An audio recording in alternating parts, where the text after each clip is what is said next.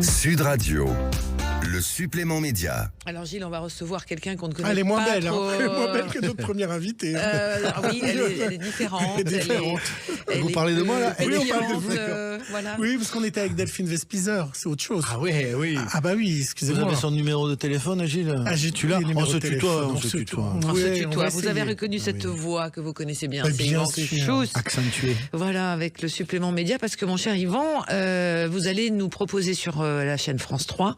Un dimanche, ça qui va être cool. Oh là là. Ah ouais. Prenez un café, un chocolat chaud et laissez-vous porter Exactement. par la voix enchantée d'Yvan. Yvan Gilles. et Et de de toute l'équipe, hein, parce que je ne suis pas seul sur ce programme. Et vous évidemment. nous emmenez dans des maisons qui ont marqué l'histoire de la chanson française. Ouais. La maison de Nino Ferrer et la maison de Charles Trenet, parce que c'est un concept aussi, c'est découvrir ces artistes à travers les maisons qu'ils Ouais, c'est ont ça. habitées. J'allais pas dire hantées, mais un peu quand même aussi. Oui, parce qu'il y a des relations toujours un peu, comment dirais-je, assez vives avec le lieu dans lequel on est. Alors, des fois très paisible et puis des fois plus agité. C'est le cas de la maison de Charles Trenet, effectivement, qu'on a visité avec Thomas Dutronc, avec Zaz et Joyce Jonathan. Et donc, on va aller revisiter cette maison À Narbonne. à Narbonne et chanter du Trenet tous ensemble dans la maison. En même temps, parler de l'histoire de Trenet. En même temps, voilà, faire les liens entre son répertoire et puis les moments qu'il a vécu dans cette maison, puisqu'elle a inspiré une période de sa vie dans l'écriture de ses chansons. Et on a fait pareil chez Nino Ferrer, avec cette fois Tété, avec cette fois Sanseverino, qui c'est que j'oublie, avec China Moses aussi, et puis un organiste merveilleux qui s'appelle Benoît Souris, où on s'installe à côté de Cahors, et À la taillade. à la taillade, absolument. Et on chante du Nino Ferrer dans sa maison, en regardant ses instruments, tout Est-ce qu'on est authentique. plus inspiré quand on est comme ça, entouré des murs qui ont vu, qui ont... Ben c'est super touchant parce que par exemple chez Nino Ferrer, on a découvert, et grâce aux enfants de Nino, les pistes séparées, c'est-à-dire l'enregistrement original des grands succès, Mirza, les Cornichons, le Téléphone, sur l'ordinateur, en tout cas sur le magnétophone initial, originel, là où il a travaillé. Donc on a pu séparer les pistes, entendre la voix séparée de Nino sur quand même des choses qui sont mythiques, quoi. Ces chansons mythiques, c'est extraordinaire. Est-ce que, évidemment, l'idée c'est d'en faire plusieurs s'il y a un vrai succès dimanche après-midi? Oui, Mais parce que c'est en national, c'est bien de le dire, parce qu'on avait d'abord eu un test en régional, et là on a 2 émissions après Michel Drucker sur le réseau national de France 3, donc c'est un joli test. Et est-ce que finalement, si vous en faites plusieurs, est-ce que les familles gardent les maisons des artistes ou elles sont vendues, ou les enfants de Nino Ferrer ne vendra jamais cette maison? Alors ça dépend, c'est une bonne question. Par exemple, à Narbonne, la maison elle a appartenu à la mairie, puis à la communauté des communes du Grand Narbonne. Actuellement c'est le cas. Et puis pour Nino Ferrer, c'est les enfants qui ont gardé cette maison et qui l'habitent, qui lui donnent toujours une dimension artistique, parce qu'ils y font des résidences, des stages, etc. Donc elle est encore très vivante artistiquement, mais ils l'entretiennent, elle est restée dans les mains de la famille. À Narbonne, c'est un musée quasiment. Ouais, c'est ça. on peut la Je vous visiter. propose d'écouter la bande-annonce Allez. pour avoir un peu l'esprit de cette émission. Inédit, dimanche sur France 3. On y arrive. Dans la maison de Nino Ferrer. C'est un endroit qui lui ressemble Il y a quelqu'un? et qui rassemble ses souvenirs. Le home studio de Nino Ferrer. Remets que la voix. C'est comme s'il était là, quoi. C'est ça qui est touchant. Des musiciens font résonner les murs de la maison de Nino La maison près de la fontaine. et enchantent les lieux. Dimanche à 15h20, poussez la porte de la taillade de Nino Ferrer en compagnie d'Yvan Kuchus. Puis à 16h15, suivez-le dans la maison enchantée de Charles Trenet sur France 3 et sur la plateforme France.tv. On va ressortir de ça avec des chansons qui vont nous trotter dans la tête en permanence. C'est quoi les chansons préférées de Nino Ferrer et de Charles Trenet pour Yvan Kuchus? Bah, Pour toi. tout le répertoire est tellement large et tellement intéressant que chacun trouve son bonheur dans des répertoires aussi grands. Mais c'est intéressant d'en parler parce que, par exemple, on réduit beaucoup Nino Ferrer à grandes chansons qu'on connaît de lui, Populaire. les Cornichons, les chansons populaires, alors que c'était un tout autre artiste, en fait. Il a beaucoup souffert de ça. On le dit beaucoup dans le document, dans l'émission qu'on lui a consacrée. C'est-à-dire qu'il va à la taillade pour se tailler du milieu parisien et s'en protéger après le succès du Sud. qu'il a quand même beaucoup emprisonné, alors que lui, il a envie de faire des choses très différentes de ce que connaît le grand public, en fait. Et donc, quand on va fouiller dans le répertoire d'un artiste, on s'aperçoit que quelquefois, il est presque, par un malentendu, connu et célèbre sur des titres qu'il assume pas tant que ça. Et que quand on va fouiller, on découvre des perles, des choses pas du tout connues, mais qui sont extraordinaires.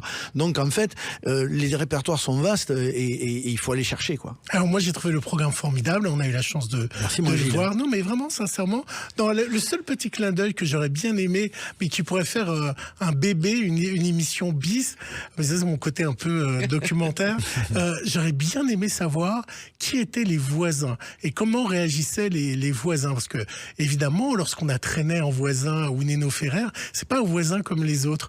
Donc j'aurais bien aimé que vous invitiez à la fin les voisins des maisons pour qu'ils viennent vous parler de leur voisinage. Ouais. Malheureusement, vu l'âge, vous avez que 52. Ah oui. Ouais, vu l'âge, c'est compliqué d'avoir des gens autour parce que traîner, parce que ça ferait plus de 100 ans maintenant, je crois. Donc oui, ça, c'était un peu compliqué. Mais par contre, pour faire écho à ce que tu dis, on est allé quand même se balader dans Narbonne pour avoir des échos, justement, des témoignages de gens qui encore sont imprégnés par Trenet, pour voir la trace qu'il a laissé Trenet. Mais il n'était pas très agréable, si? Je sais pas, c'est assez capricieux, non? C'est assez, comment dirais, flou, mitigé, exactement, sulfureux même quelquefois, la réputation de Trenet. Ce qu'on a compris, c'est qu'effectivement, c'est quelqu'un qui aimait vraiment la vie, qui faisait des repas à n'en plus finir pendant 12 heures à table, et qu'il aimait pas que les convives tout d'un coup se lèvent avant que 8 heures du mat. Donc c'était quand même assez quelqu'un qui était assez déterminé, assez exigeant certainement, peut-être un peu colérique. Il avait ces traits de caractère là. En même temps, c'était quelqu'un qui a été très généreux. Il y a toujours une face cachée chez les gens. Et dans les maisons, on met ça aussi en avant, parce que par la manière dont les gens ont vécu dans cette maison, on détecte des traits de caractère. La taille d'une cuisine, par exemple, je veux dire, c'est très con, mais une grande cuisine montre qu'il y a une convivialité, une envie de recevoir des convives, etc. Chez Trenet, par exemple, le salon du bain était consacré aux gens qu'il aimait pas, avec qui il aimait pas trop passer du temps. Ah ouais. Alors, il était tout petit? Pas forcément, mais il était moins chaleureux que celui du haut. Donc quand il le recevait en bas, en fait, ça voulait dire qu'il les kiffait pas trop et il s'éternisait pas. Par contre, ceux qui prenaient l'escalier, ça c'était les gens avec qui il avait envie d'être bien et de passer du temps, quoi. Et on connaît votre amour pour Claude Nougaro. Est-ce que vous aimeriez aller... Est-ce qu'il y a une maison et un sujet à faire sur Claude Nougaro où il n'avait pas de maison et à Paris? Ouais. Exactement. Alors, on a un projet, un joli projet avec France Télé sur Nougaro, mais qui sera peut-être pas dans l'idée des maisons enchantées, mais en tout cas, pour répondre à ta question, oui, il y avait 3 lieux essentiels chez Nougaro. Il y avait, alors Paris, effectivement. D'abord, il y a eu l'avenue Junot, qui est souvent cité dans ses chansons de Nougaro. Après, il y a eu la rue Saint-Julien-le-Port. Le port, ouais. Ah, ça vient de là. Eh oui, l'avenue Junot, c'est là où il habitait pendant où il recevait Gainsbourg, Rapadeur et plein d'autres collègues chanteurs. Après, il y a eu Notre-Dame de Paris, rue Saint-Julien-le-Port, où il est décédé le 4 mars 2004. Et puis, il y a sa maison à Toulouse, également, quai de Tunis. Quai de Tunis, que connaît face Christine, à la Garonne, oui. Face à la Garonne. C'est une belle maison. Ah, c'est très beau. Un appartement. C'est un appartement, mais c'est l'endroit certainement le plus poétique de la ville, puisqu'on on a vu sur la Garonne, l'hôtel Dieu, ce qu'on appelle l'hôtel Dieu, c'est vraiment très très symptomatique. Et les Pyrénées au loin, c'est une vue panoramique qui est assez exceptionnelle. Et il mettait son chevalet. Moi, j'y suis tellement allé souvent chez Claude. Là, il mettait son chevalet avec les mots qu'il écrivait comme un peintre, quoi. Il se mettait sur le balcon, il avait un feutre et il écrivait sur un chevalet, sur un paperboard, comme ça, face à la Garonne. Ouais. Donc effectivement, ça serait super. Ah, ça serait pas mal. Et alors justement, Claude Nougaro, vous allez le jouer à La Rochelle. Alors au Francophonie. Ouais, parce que je prépare un album hommage à Nougaro puisque c'est les 20 ans de sa mort cette année, le 4 mars 2024. Et j'ai la chance d'être accompagné par un guitariste qui s'appelle Louis Winsberg, qui a joué avec Nougaro, avec Morane. Et on prépare un album produit par Richard Seff, que les Toulousains et autres connaissent bien. Et on a de prestigieux invités. Je peux en donner un, allez, Francis Cabrel, qui sera sur le premier single. Et dans le clip de Francis Cabrel, on voit un certain Yvan Cuchot qui se balade. Oui, hein, oui, absolument. Il m'a appelé un jour, Francis, tu fais quoi, du vélo? Ça. Non. Ouais, je participe au scénario qu'il a écrit, et il y a plein de copains toulousains. Et voilà, et puis Cabré, il a fait une jolie chanson sur Toulouse. sur la ville de Toulouse. Et on sera le 12 juillet au Francophonie de La Rochelle. On a plein de dates. On va à Marciac. On a une très très jolie tournée. Tout ça sur le thème de Nougaro. C'est un album hommage qu'on a retravaillé en guitare-voix, alors que Nougaro a beaucoup travaillé en piano-voix. En tout cas, avait beaucoup de matière piano dans ses chansons. Et nous, on a tout retravaillé en guitare-voix. Et ça s'appelle Une voix six cordes, un duo guitare-voix.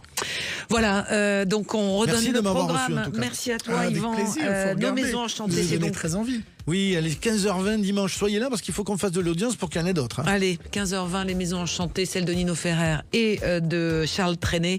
Les Franco, c'est au mois de juillet et l'album hommage à Nougaro. Ce sera fin avril. Voilà. Et puis un autre Et le projet Loft, télé pour et le Loft et le dimanche, Loft dimanche qui c'est que tu reçois à 16h. Tu reçois qui? Ah bah non, de toute façon, on regarde France 3 aussi. Ah on oui, écoute oui, non, une radio. En podcast. Alors, voilà. C'est Charlie Licouture, votre invité. Ouais, Heureusement que je suis au absolument. courant. Merci. Ah, voilà. Et puis Ouf. après, on fera chez vous. Moi, j'aimerais bien voir à quoi ça ressemble. Ma maison? Oui, on Mais ira moi, je bien. ne je suis pas d'instrument. Moi, je connais- Ah non, je peux pas dire que je suis déjà venu chez toi. hein. Non. Allez, on se retrouve demain, nous. Oui, on se retrouve demain avec les finalistes, enfin les demi-finalistes de la Star Academy. On aura Axel et Elena. Je pense qu'on va bien s'amuser demain, juste avant la grande finale. Voilà, très musical cette semaine média, mais tant mieux. Dans un instant, on continue les débats, cette fois sur Sud Radio. On va revenir sur tous les sujets du jour. À tout de suite.